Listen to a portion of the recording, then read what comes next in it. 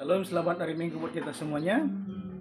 Pembacaan kita hari ini itu terambil dari Kisah Para Rasul pasalnya ke-26 ayat 12 sampai dengan 23 dengan tema diutus memberitakan terang.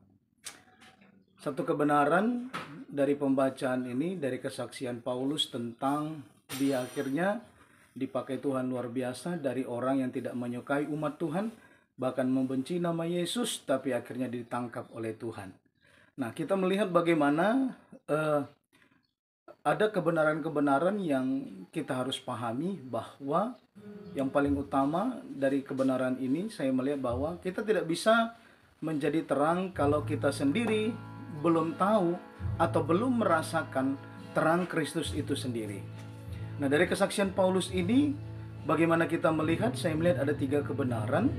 Yang pertama, kita itu diutus memberitakan terang karena terlebih dahulu kita itu sudah mengalami terang Kristus yang akhirnya membuat kita sadar bahwa tanpa Kristus, tanpa pengorbanan Kristus, hidup kita itu akan sia-sia semata.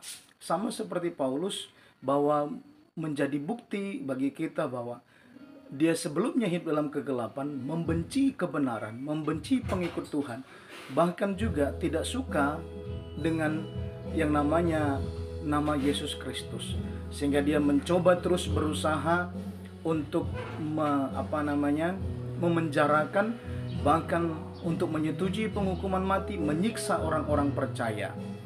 Dan tetapi pada waktu dia bersemangat untuk mengejar orang-orang percaya ke Damsyik, disitulah dia ditangkap oleh Tuhan.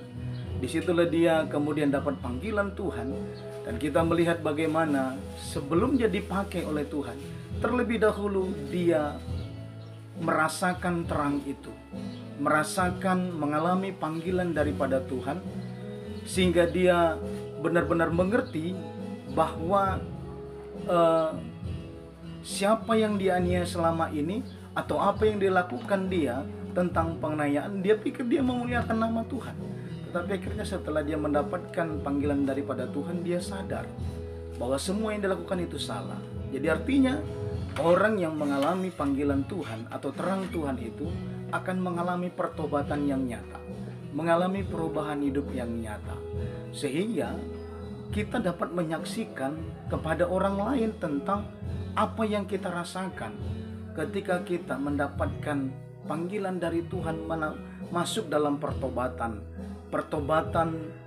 dari segala dosa kita, masuk dalam keselamatan yang dianugerahkan kepada Yesus Kristus, dan menerima keselamatan yang sudah dinyatakannya di atas kayu salib buat kita semuanya. Sehingga Paulus akhirnya membenci umat Tuhan, bahkan membenci nama Yesus Kristus. Tetapi setelah dia dipanggil oleh Tuhan, dia justru menjadi pelayan luar biasa, bahkan memberitakan nama Tuhan. Dan kemudian kita melihat bagaimana dia sadar bahwa dia harus terus setia dan taat kepada Tuhan. Karena bagaimana dia setia waktu dia tidak mengenal Tuhan, kemudian dipanggil Tuhan, kesetiaannya itu berubah kepada kesetiaan untuk menjadi pelayan Tuhan. Dan kemudian yang terakhir, kita melihat bahwa Paulus mempergunakan setiap kesempatan, baik kepada orang besar, kepada orang kecil, kepada rakyat biasa, kepada pejabat-pejabat, seperti yang kita baca kalau Bapak Ibu baca teks ini, itu dikatakan di dalam ayatnya yang ke-22, ya.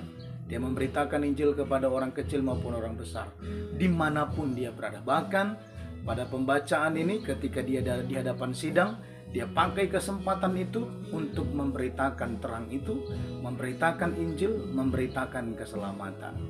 Artinya ini juga menjadi panggilan bagi kita bahwa pakailah setiap kesempatan untuk kita dapat memberitakan Injil kepada siapapun tanpa memandang bulu.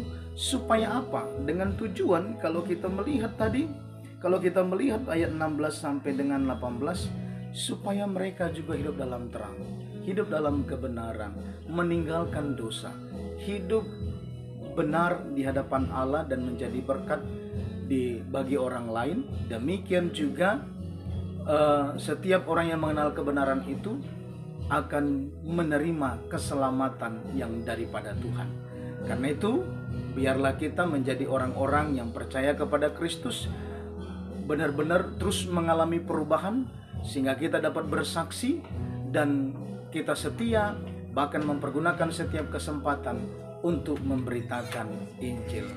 Amin. Tuhan Yesus memberkati kita semuanya. Selamat hari Minggu.